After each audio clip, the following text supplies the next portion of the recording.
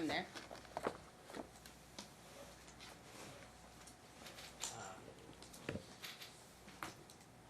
It looks like there are two IDs here. Are both of these IDs yours? Yes, they are. And looking at the page directly, the one on the right identifies your name as Lindsay Sharon Licari, is that correct? That's correct. And what date was that ID set to expire? The 23rd, 6/2/2023. And it looks like there are small holes on this ID. Do you know why that is? Because I surrendered it to the DMV December 26th, where they voided the ID, so it would be impossible for me to use that ID. And looking at the ID on the left, on the right side of the ID, what is the issue date? December 26th, 2017. So as of December 26, 2016, December 26, 2017, you did not have a valid ID for Lindsay Licari, is that correct? No, I was married and I was happy to be Lindsay Auntie. So at that point, if you were to sign any document, you would then sign it as Lindsay Auntie? That's correct. That's all she could notarize for. That's who I was. Did you ever hyphenate your name, like, for example, Lindsay Licari Auntie? I might have done it initially for Facebook, just because I'm known as Lindsay Licari. So it was easier to just add the hyphen, but that quickly went away and I just did away with Auntie altogether. So even if you were to sign a deed, you wouldn't sign it as Lindsay Licari at this time, is that correct? No, I only had valid ID as Lindsay Auntie. And other than the present lawsuit, did you ever file any type of complaint against the notary or the title company? I did. And who is that with? With the Secretary of State, I reported Nikki Bott for the forgery of my name. And what's the status of that investigation? She could not provide her journal, and they didn't give me much information besides that, besides they suspended her notary. So when the Nevada Secretary of State investigated her and requested her notary book, is it your understanding that she couldn't provide it? Right.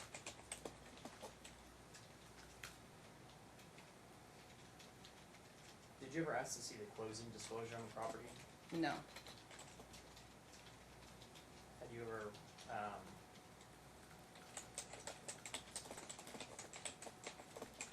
did you ever receive a copy of this disclosure?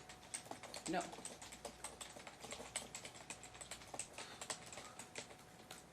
And is it your understanding that the closing disclosure was issued after the closing? I don't know.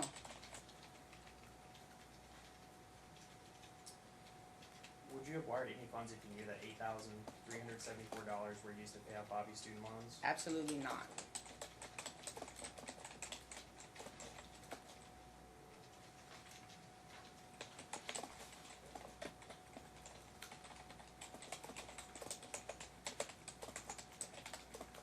Do you know what the current balance on the mortgage for the residence is? $198, 200 and some change. And the loan amount was approximately $204,000, is that correct? I believe so. So is it your understanding that the principal balance has only reduced approximately $6,000 since purchase? Yes, very small part of my payment goes to actually the principal.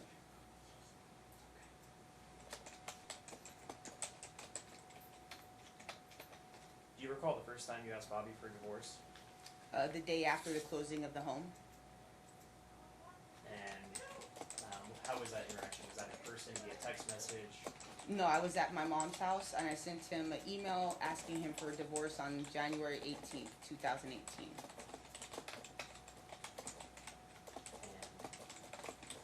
Why January 18th? Do you recall why you asked for divorce on that specific day? When I left the title company, my money was still in the account. When I woke up the next day, my money was gone.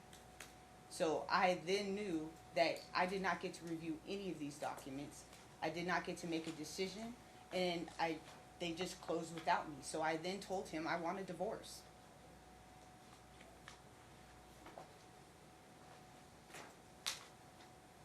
And I want you to turn to an Exhibit 6 in the big binder, PLTF 114.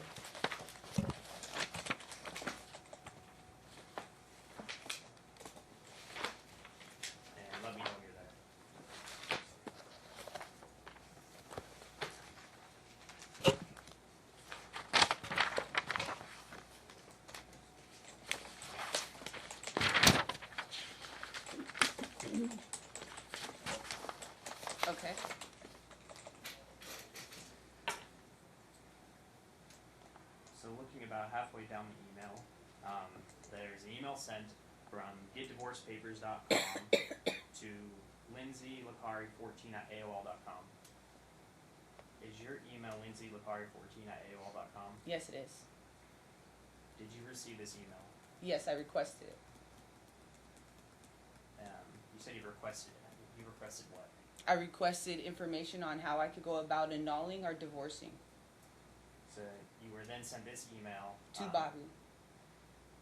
You were then sent this email from getdivorcepapers.com regarding the process of getting a divorce. Yes. And that's on the date or the day before the property closed, is that correct? Well, from my understanding, this all happened on the 17th, and then the 18th was the day after. So I'm not sure what the 19th is. So either way, within at least one day, you had already requested a divorce from Bobby because you didn't know that the property was going to close, is that correct? That's correct.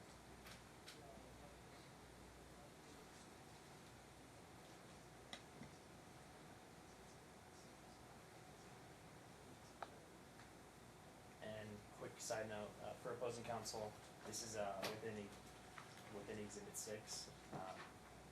Do you have any issue with this being admitted? I would only object under the best evidence rule, is that looks like it's a photocopy for photocopy and not even the original kind of email strands that was done. It was an email from Lindsay Licari to a Kathy Gentry later on, as opposed to the actual email from that date. So, because it's not in evidence, I haven't been looking at it. It's 114 through what? Just 114. Just page 114? And the line of questioning is related to, it looks like kind of like a form or a logo. We're not testifying regarding any text, so I don't think there'd be any issue with it being authentic or anything like that. I don't know what's on the page. As I said, it's not in evidence, so what is your objection, please? I only under the best evidence rule, in that it's a photocopy for photocopy, and then it's an email that's sent at a far later date. It's not the actual email itself. It's not the actual documents that were sent from this divorce site. It does appear to be an email chain, although I can't read it. And the testimony was related to about halfway down from getdivorcepapers.com to her, and the line of questioning is essentially the timeline of closing and then when she requested divorce, and just whether or not she had sent this email or received it. I'm sustaining the objection. I have her testimony. Okay, Okay. fair enough.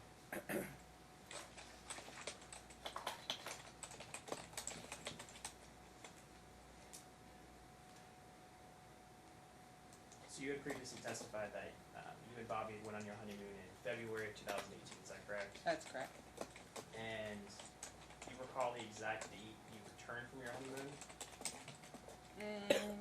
I'm not sure the exact date. It was, I believe we went on the 12th and came back 5 days. I can't give you the exact date. So I'm not sure. approximately mid-February 2018. Yes. And were you living exclusively in the marital residence at this time? When we came back from the honeymoon, I was at the house. And you had stated that you lived with your mother for several weeks at a time. Now, approximately how long in between February of 2018 and July of 2018 did you stay with your mother? About every month there was an issue, and I would leave the home and go to my mom's house because Bobby would refuse to leave the home. And when you would go to your mother's house, is there an approximate amount that you'd stay there, or would it vary each It would be time? between days and weeks that I would stay at my mom's house at a time. Would you say more often than not between February 2018 and July of 2018 that you stayed at your mother's house more than you did at the marital residence? Yes, the majority of the time I spent at my mother's house and also sleeping in my office. And why would you sleep in your office? Bobby would go through my things in the middle of the night, and I was having a lot of issues with the loss of my son, formatting a foundation, planning a celebration of life, a wedding, and a Christmas party. And the things he would argue with me about were so far off that I just wanted to be away from him. So I started sleeping in my offices. I started staying with my mother. Anything I could do to just find a moment of peace. Did you and Bobby ever have conversations about you working too much? Yes, he said that the foundation was ruining me, that I was drowning myself in my work, and the families I were helping were Aiden's army of leeches, is how he described it. And in between February 2018 and July of 18, approximately how many hours a week would you work? About 12. 12 hours a day in the week. 6 days a week. I would not go to work on Sunday because I would go to church twice on Sunday.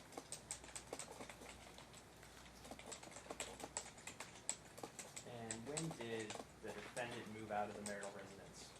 Beginning of July. Why did he move out of the residence? He had moved all my things out, and he thought I was not coming back, so he was going to now move his things out and list the house. How did you know that he wanted to sell the house? He told me to get out of the house. He was selling it, and he was going to call Linda to sell it. And did he propose this as a joint venture between you and him to sell the house, or that he solely was going to sell the house? No, he made it very clear to me that it was his house, and wait till the judge tells me what a gift letter is.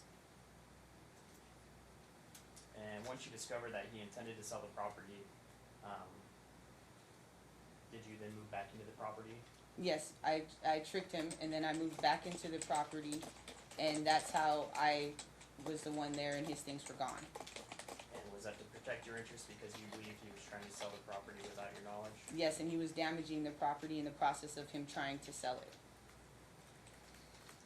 What type of damage was done to the property? There's paint all over the floors. There's nicks all over the walls. Those were mainly the issues with the house. He was trying to repaint, and he didn't know how to paint. And he was trying to fix the nicks in the walls from when he moved furniture in there. And again, he didn't know how to do that, so it just created more damage. And you're saying there's paint on the floor. Is there any way to approximate how much paint's on the floor? And downstairs in the bottom, he probably spilt about half a cup of paint on the stairs and the bottom of the floor, because he didn't lay down any paper when he was calling himself repairing the home to sell it. And the stairs, do you know what type of material the paint spilled on? Tile, ceramic tile. And did he attempt to clean it up or to pay someone? No. And do you believe that paint can simply be cleaned, or would have to be, the tile would have to be replaced? I'm sure that it can be cleaned, but there's going to be a lot of repairs needed for the home. And other than the paint, what other type of repairs are needed to be done in the home? The Cancer family dropped bleach all over the floor when they were there with Bobby. So in one of the bedrooms, the carpet's completely filled with bleach. And then there was a lot of cleaning that I had to do to even move back into the home because it was thrashed.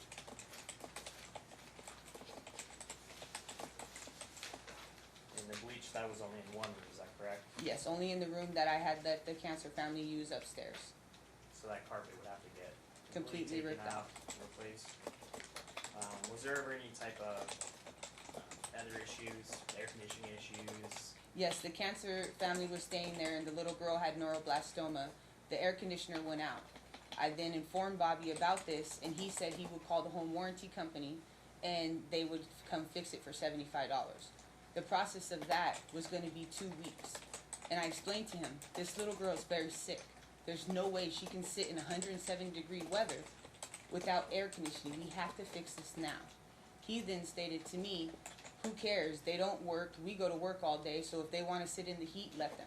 So I again took it upon myself and paid the air conditioning company to come out and fix the air conditioner, and I again left the home, and he stayed there with the Cancer family. Do you recall how much it cost to have the AC fixed? $380. And did Bobby ever split this cost with you or give you any money? I think he initially actually paid the washer guy, but then I made a transfer to him for the $380 because anytime Bobby paid for something, he wanted it right back. And I'm talking about the air conditioner. Yeah, So, and I made the transfer back to him for the $380. you said there was also an issue with the washer. What was the issue with the washer? We originally moved into the house and the washer broke. Again, Bobby wanted to use the home warranty and only pay the $75. I explained to him these washers are beyond just repairing them. They're old, they're broken, they need replacing. And he again ignored me. The warranty company did come 2 weeks later and they fixed the washer. And he then bought himself a 90-inch TV. So was there, the washer broke, did it leak or anything like that, or did it just stop working? In the process, it was leaking all over the floor. And, in your opinion, did that cause any damage to the property? Yes, now there's damage in the ceiling of the home that needs complete replacement. So the washer's on the second floor then? On the third. On the third floor. Have you had any type of professional come out to estimate what it would be to repair that? No, because I was never put on the homeowner's policy, so they do not help me at all with the home. Have you ever had any other independent contractor or someone who can do that type of repair come and look at it? No.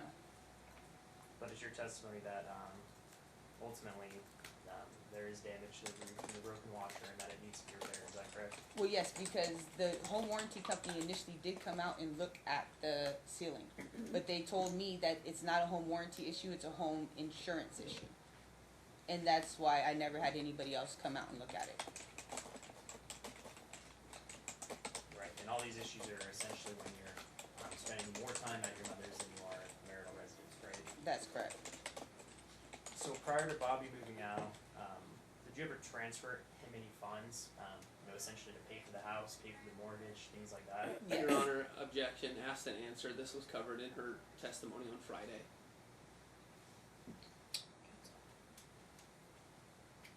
Your response, counsel. To the objection, I think,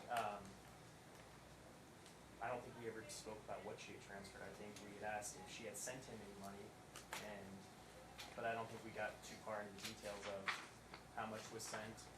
I think that's a big point in this case is, between the time of the purchase of the property and filing for divorce, what payments were made and who they came from and anything like that.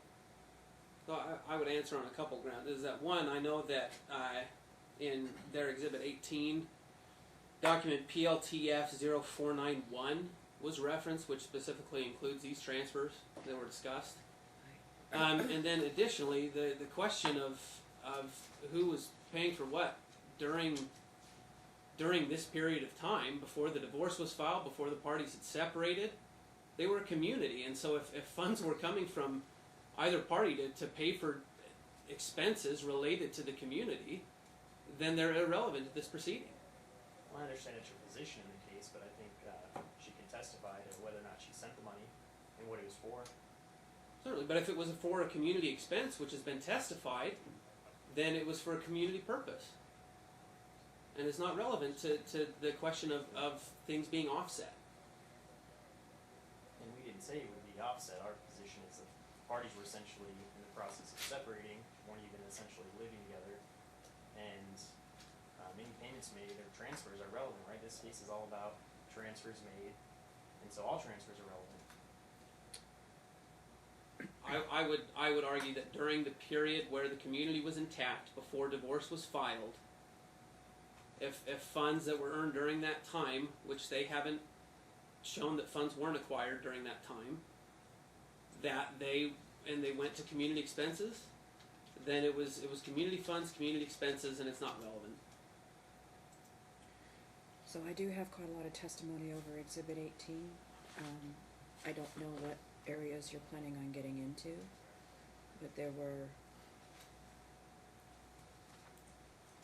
a lot of statements made about the transfers, the $3,000.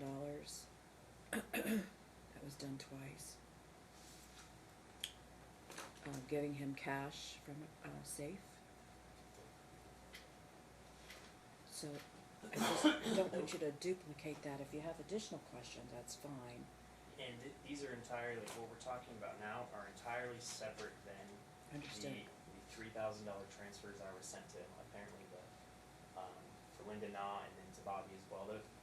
Those are essentially separate, because these are in, between, I think, May and June of 2018. Nothing to do with the purchase, it's post-purchase, and the process of separation. As long as you're covering a different time period and different transactions, that's fine. I'll allow it overruled.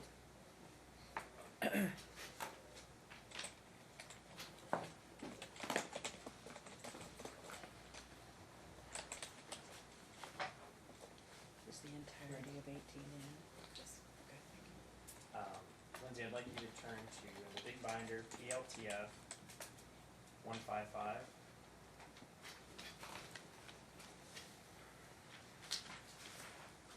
What exhibit is that? This is in Exhibit 6. Exhibit 6. So you're not going to Exhibit 18? I thought you were in 18. I'm sorry, you lost me. Were you in Exhibit 18? We actually hadn't gotten to an exhibit. I was essentially just questioning regarding the transfer she had made. Understand. Okay, thank you. Bates number, please, again. PLTF 0155. 155. Thank you.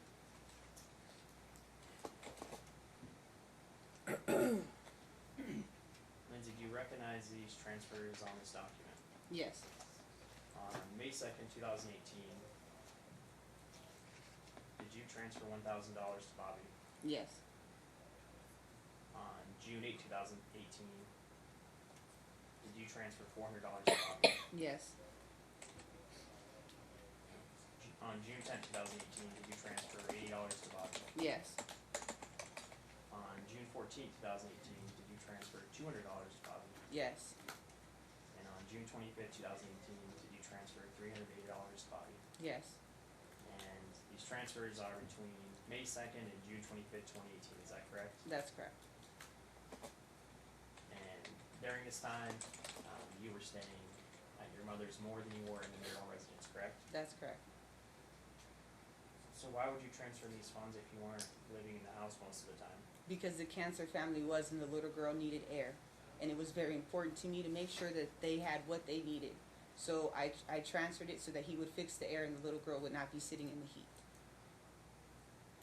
So when you did stay at the residence, other than these funds, did you ever pay for any other expenses for you and Bobby? Yes, I bought all the groceries, all the household items, and I covered everything that was basically needed for the house. Right. And so in 2018, did you and Bobby file your 2017 taxes together? Yes, in 2017, we were initially filing separately. He then called me and told me that his tax guy said we had to file together. So you did file together, is that correct? Yes, I gave the information to my CPA and she filed our taxes for us together. And do you recall if the Marital residence was claimed in the 2017 taxes you and Bobby We didn't filed? own the house yet, so it was not claimed in 2017. At the time of filing taxes, were you ever aware of any child support Bobby owed? I didn't even know he was on child support or he owed any child support. Do you recall when you met with your CPA to file your taxes for 2017? I gave it to her at the end of December. I never actually met with her. I just gave her the information and she filed it. Do you have an estimate of when your tax return was submitted? It was in January.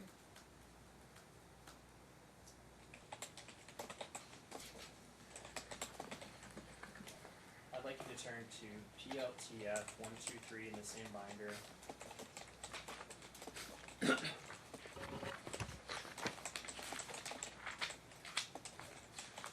And this is an Exhibit 6 as well, so I don't know if the opposing counsel has any objection to it. Which It's Is it? Exhibit 6 PLTF 0123. so just to clarify, you weren't in submitting the previous Chase statements as evidence, correct? They were not offered. Okay. Okay, I'm here.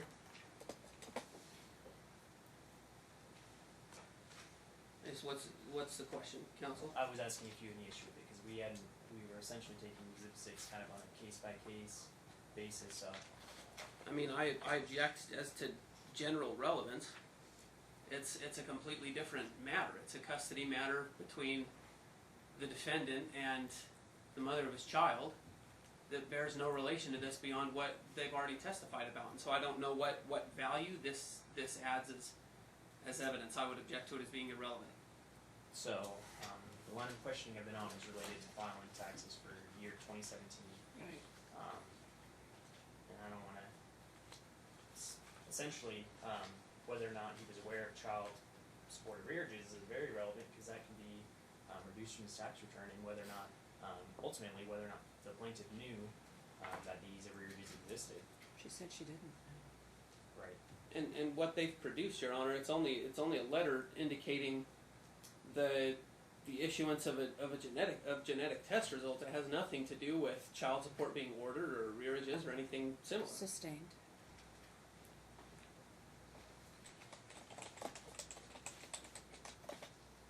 So, did you ever discover that Bobby had past due child support arrearages?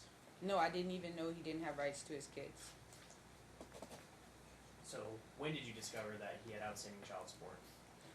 When they garnished my tax return. So you didn't discover this until after you had submitted your taxes, and then they had taken essentially what you and Bobby would have received back, they had garnished that amount. Yes, and he acted like it was a surprise to him too. And do you recall the amount of the garnishment? About $1,300.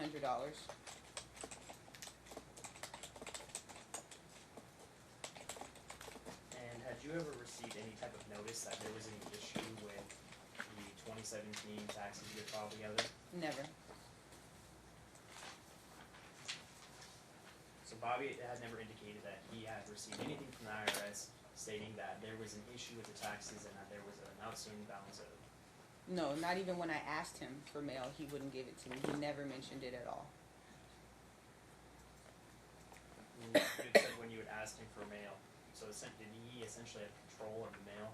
Yeah, I was basically paying every bill blindly because he was not adding me to accounts. He would not send the statements, and he forwarded all the mail to his mom's house. I'd like to just turn in the other binder to Exhibit X.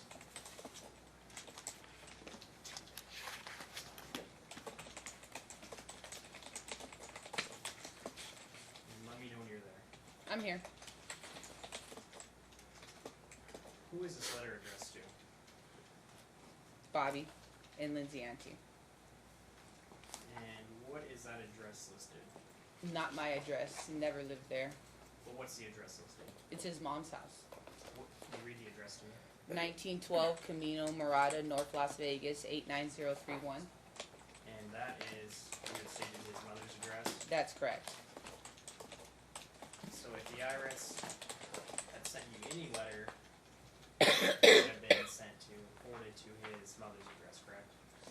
Yes. So you never received any notice that there was any outstanding balance for the 2017 taxes? No.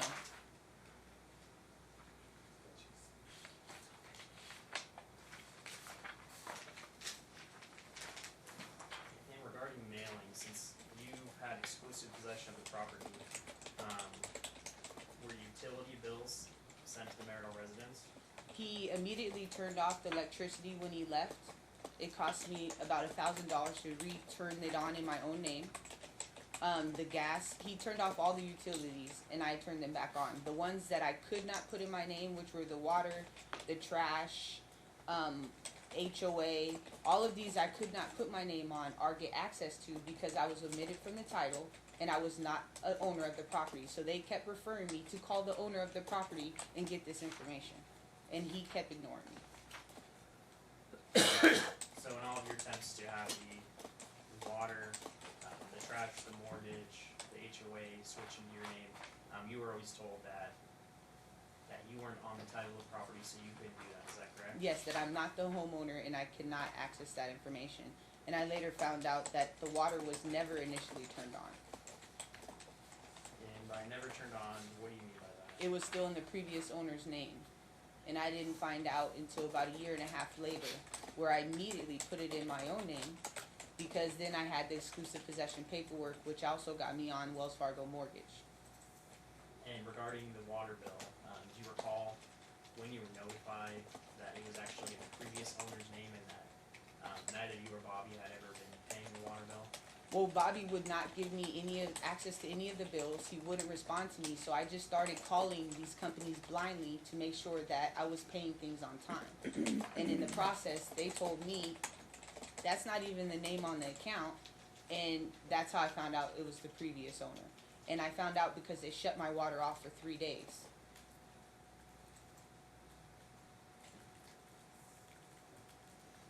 And generally, until you had, and we'll kind of try to lump together the utilities together. So generally, while the HOA, trash, and electricity bills, when those statements were coming, did you ever receive them at the residence? No. Bobby sent me a screenshot, one of the HOA, one of the water, sewer, trash, and one of the mortgage statements. Besides those 3 screenshots, he never once sent me a statement. He never added me onto any accounts. He never gave me access to anything. I blindly played everything. So if you didn't receive the statements, how would you pay those bills? Would you go online? Would you call? Would you send? It was a combination of all of them. I would go online. Once I got the account numbers and the address, I added it to my bill pay, and then I would send payments blindly through my bill pay each month.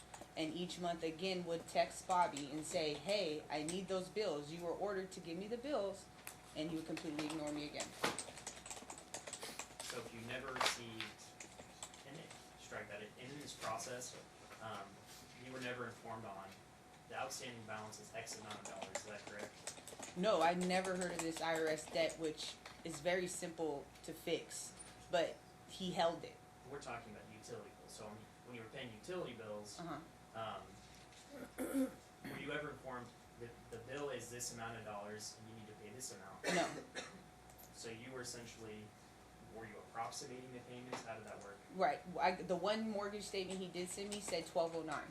So I began sending 1209. But then the interest would fluctuate, and now that I get the mortgage statements, sometimes it's 1240, sometimes it's 1235.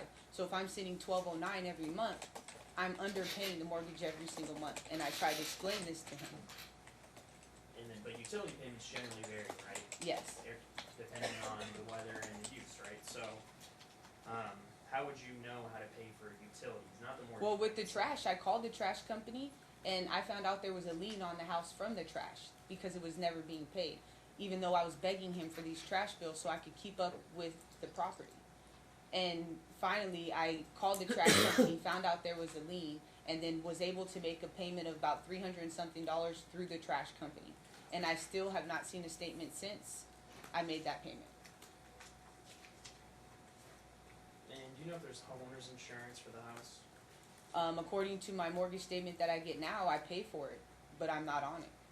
So, it's your understanding that homeowner's insurance is paid through the mortgage payment? That's Is that correct.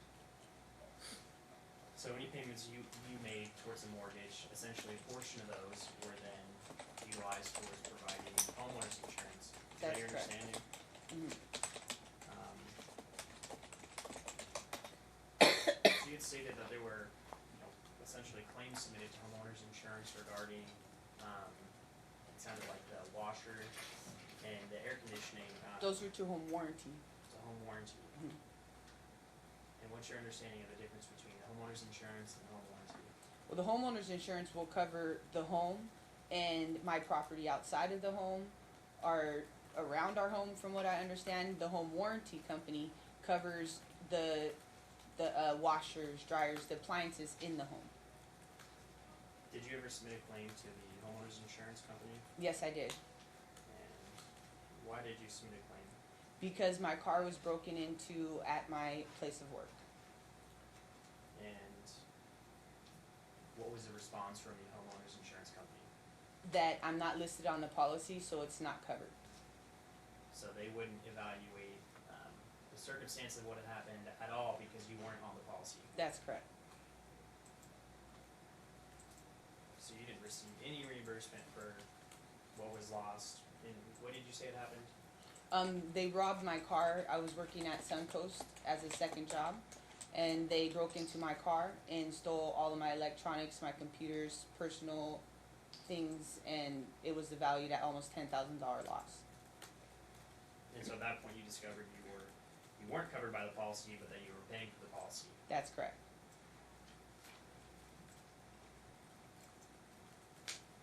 And do you currently have health insurance? I currently do.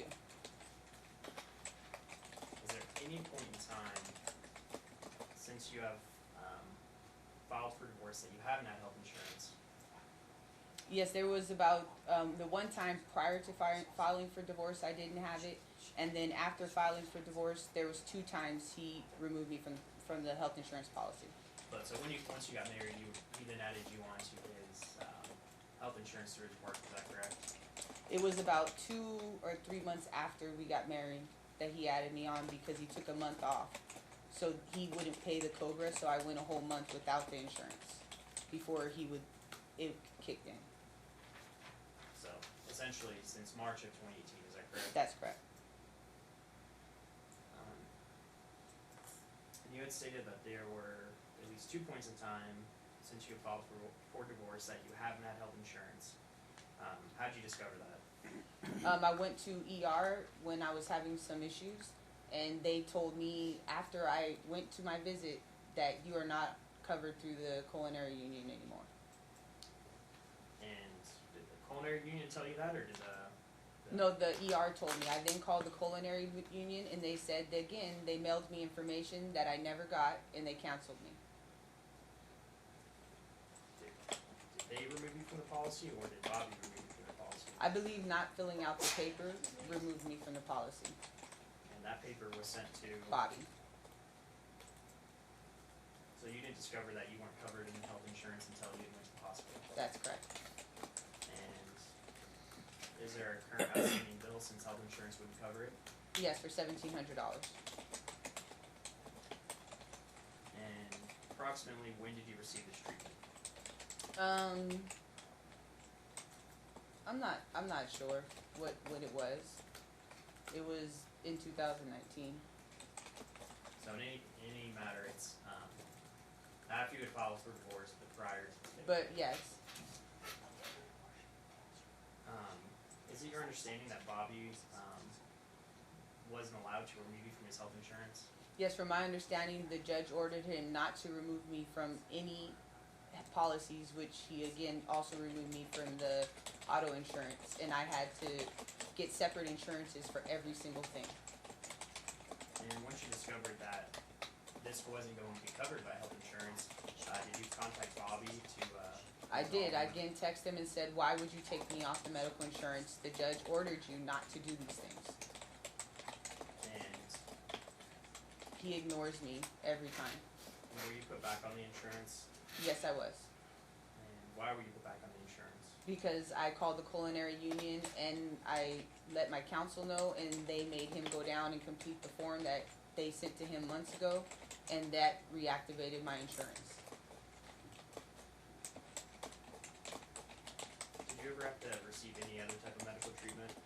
I did go to a doctor another time for chest pains, and the culinary union again called Bobby. He gave them a completely different story, and now they're not covering any of the visit that I took that time. And that was just related to chest pains? Yes, I was having breathing problems.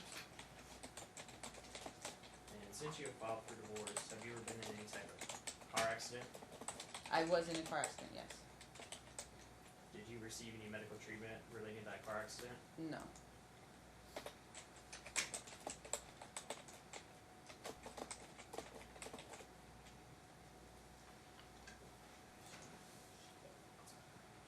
So other than the property inside the home, did you and Bobby ever store your property in any other place? Well, I stored all the stuff in my home. I put all my stuff in the garage. When one time when I went to live with my mom, he moved all of my things with his friend into a storage. And you had stated that Bobby moved out prior to you, is that correct? Yes. And when you moved out, was any property damage or any damage to the home in the process of him moving out? Yes, he damaged my day bed. They got paint all over it. There was some snowboarding clothes that he also got paint all over. I had architect drawings that I worked on for years that he poured paint all over. So there was a lot of damage in the home when he left. And so the day bed, is that something you had purchased I prior to purchased marriage? prior to the marriage, And do you recall how much it cost? about $350. And you said there's paint on it. Is it, would you describe it as completely It's ruined? ruined. Or It's completely ruined. so do you think it would cost more to repair it than the value of it? Yeah, it wouldn't be worth repairing. There's paint all over leather. Then you had snowboarding pants that were damaged. Do you recall the cost of your snowboarding pants? They're about $150 a pair. And you had also stated that there were architectural plans. Did you purchase those plans? Did you create those plans? I created those plans in architecture school, so they were extremely important to me. And he just threw paint all over them. Do you think that he did this intentionally, or that it might have just happened during the process of moving out? I think in Objection, the Your pro- Honor, calls for speculation. Sustained. So other than damaged property, was anything missing after Bobby had moved out? Any property? Yes. Once I got the keys back to my storage, I was missing a poker table and my son's Thomas engine train table. Right. And regarding property inside of the home, when Bobby moved out, did he take any of your property that was inside of the home? He took all the community property. So we had a brown dresser that matched my bedroom set. He took that. A 90-inch TV that he bought without my permission. He took that. A barbecue grill. He took that. And he took the ring as well as the car that he bought for me. You said the car that he bought for you. What car is that? When about June, the foundation was struggling, so I decided to sell my personal vehicle so that I could put that money back into the foundation. But I agreed with Bobby that he would help me buy a different car prior to. So we then bought a new car, sold my car, and then 2 days later, Bobby took the truck back and said I could never drive it. So you had sold your car, and he had purchased his car, but then essentially took it back. So you didn't have a car at that time to drive. Right, so from November when we sold his car until June, he drove my car and I drove my mom's car. But then when the foundation needed more support, I decided that I was going to sell my car and put that money back into the foundation. But he agreed that he would help me buy another car first. So that's what we did. We bought the Ford Explorer, then we went to CarMax and sold my car. Right. So you previously testified that you gave Bobby approximately $26,100 in cash to be placed in savings. Is that correct? That's correct. So after you gave him his cash, did you and him ever have any understanding that those funds would be used for daily expenses? No, the only thing we ever discussed using those funds for were remodeling the kitchen in the house that we decided that we were going to buy. Besides that, we never ever discussed using those funds. It was strictly savings. And the discussion regarding remodeling, did any remodel take place? No, he asked me about it on January 28th if I still wanted to go to IKEA and look at kitchens. And I told him, yes, if we're going to use any of that money, it will be to redo the kitchens. Right. And when you got married, did you purchase Bobby's wedding ring? Yes, I did. How much did that cost?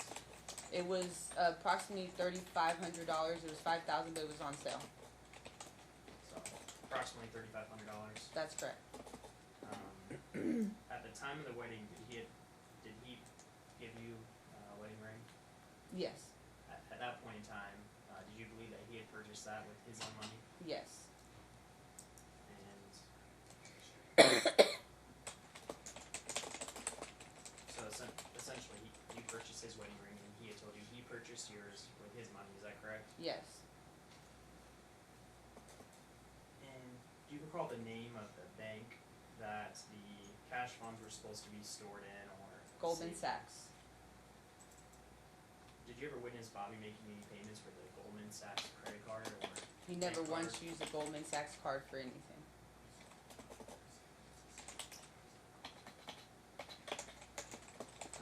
What type of card would you generally use to make purchases? He was using his own American Express.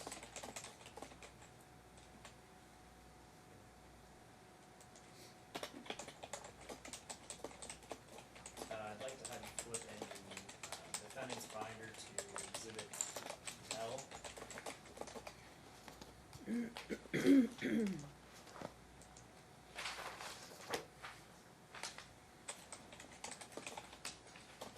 Let me know when you're on.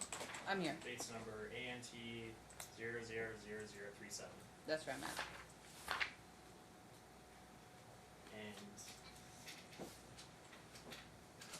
is it your understanding that this is Bobby's statement for his American Express card? Yes. Looking on the right side, looks like there's kind of some columns. There's one that states account summary. And then if you go further down, looks like the third box down, it says account total.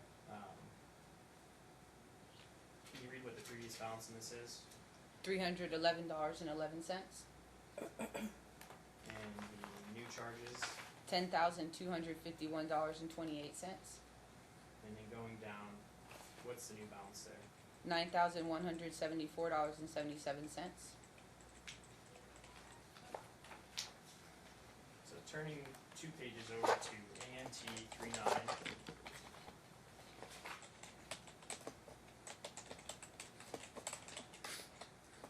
It looks like if you go down the statement on November 24, 2017, there's a purchase for $1,246.95 at K Jewelers. Objection, Your Honor, misstates the evidence. The document in question refers to credits, or at least the part that he is speaking to, it speaks to credits, not purchases. Well, regarding this credit or purchase, do you know what this transaction's from? No. And turning the page to ANT 40. Going down to November 22nd, 2017. From K Jewelers, there's a charge for $8,881.48. Do you know what this purchase is? That's the ring. That's which ring? The ring he said he bought for me. And so at this point in time, you thought that this ring was being charged to his credit card and that he would then pay off any amount with his own funds, is that correct? I didn't see him charge it to his credit card. I don't know how he got the ring or how he paid for it. I showed him which one I wanted, but I was not there when he picked up this ring.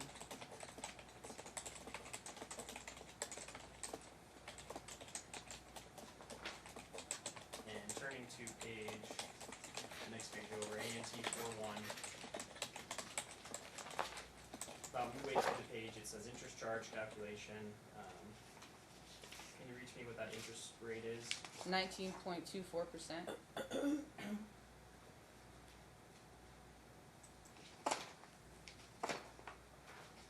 And now flipping over to ANT 44.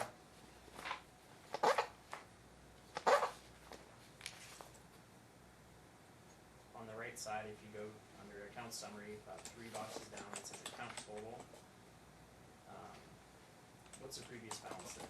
$9,174.77. And what are the payments / credits? $20,041.66. And right below, what are the new charges? $11,172.23.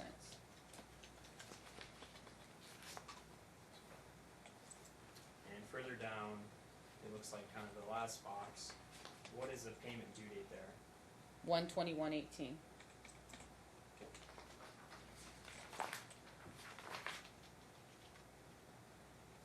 flipping over to ANT 46.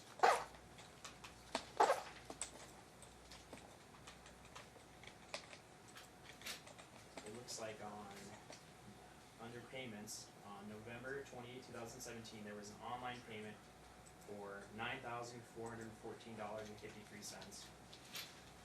And at the time you and Bobby got married, he had only he had approximately $14,000 in his account. Is that correct? That's correct.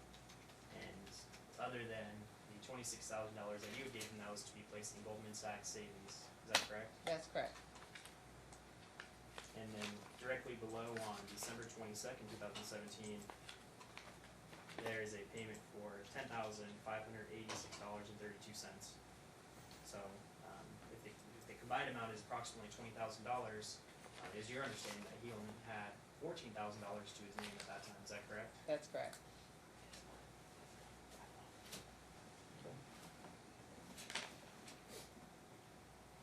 And going down into the statement, on November 26, 2017, there's a charge for $124.47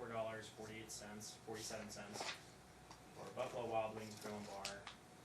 Do you recall if you were present during this meal? No, I was busy planning my son's celebration of life, a Christmas party and a wedding. I wasn't with him. And you were married on November 25th, 2017, correct? That's correct. So you recall that the day after, since you didn't take a honeymoon, you weren't with him on the... No, I went back to my office. I was working 12-hour days trying to build the foundation.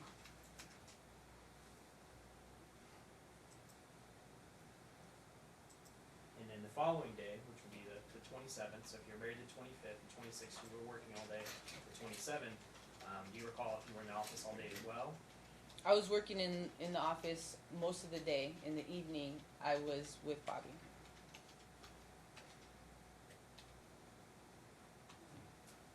And on November 27th, 2017, do you recall if you and Bobby ever went to the Guest store, a clothing store? No, I didn't. Do you recall Bobby ever came back and said that he had purchased you anything from the Guest store? No. And then it looks like on that same day there is a charge on November 27, 2017 at Musashi Japanese Steakhouse for $290. Were you present at this meal? Yes, I was. And was your understanding that Bobby was going to pay for this meal? Yes, he used his own credit cards. He offered to pay. I offered to pay with my own card, and he said, "No, baby, I got this." So he put on that he was paying with his own money in his own card. Your Honor, I object as to relevance. Again, they're married, they're a community at this point, and they're out buying meals. Relevance, counsel. Regarding the things, essentially, in briefing, defendants has claimed that all these funds were essentially used for the community. So we can identify certain, and we know that exhaustive. We don't want to go through each one, but that we think there are pretty identifiable ones that the parties can testify whether or not who was present during these transactions and what they were for. Because essentially, their briefing has stated that all the money was used for both parties doing these lavish things. So I think if we can hash out some of what those were and what those were spent for, I think it would provide a lot of clarity. The facts are already in evidence, Your Honor. Their statements are admitted. They have a community estate, right? She goes out to dinner, he goes out to dinner, it's still a community expense. I'm not concerned about dinners.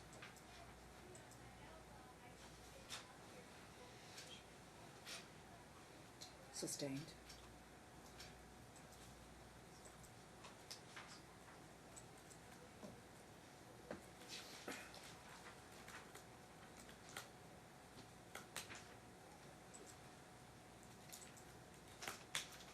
Mr. Wilson, how much longer do you think you're Not gonna much go? longer.